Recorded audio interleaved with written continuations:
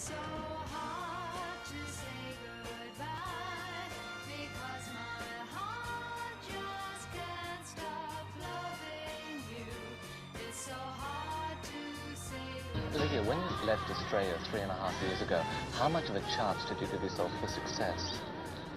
I never stopped to think about it too much. I loved singing, but I wasn't really ambitious. And then I teamed up with Pat, and we did 2 years of double act and things like that. This is Pat Carroll. Pat Carroll, yeah, who was very well known here. We were sort of friendly rivals in Australia, and we teamed up in England and travelled around the continent and things.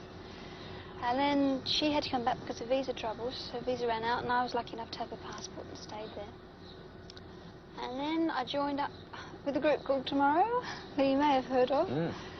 Fatal. Why was that died, fatal? Unfortunately. Tomorrow was disbanded.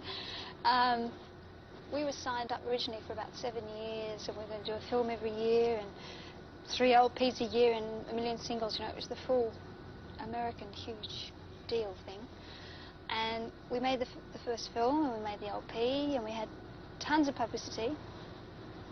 And about $3 million, and 2 years later they realised it wasn't going to work. The public weren't going to accept us, which is understandable. I mean, as an English DJ put it quite a few times, we'd much rather see a group struggle from the bottom the hard way than walk in with all this publicity and backing behind them.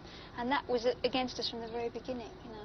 Where do you think it goes from here? You've had a record that's gotten to number 6 in the English charts and in the top 20 in America. How far can you go on doing this? I hope as far as possible. That's a hard question. I just want to get better, really. I'm not madly ambitious that I want to be a huge star or anything like that. I just would like to get better at what I'm doing. You know, I just enjoy the work. I love doing it, and I travel a lot, and I meet great people. I have a ball. Do you think it's more difficult being a female singer? No, I think it's... Well, they say that, but because there are less of them, I think it's easier. You know, well, not being a male, I find it very hard to make the comparison. What sort of music do you prefer singing? Is On the Banks of the Ohio very different from If Not For You? It is... I don't really know. They're both...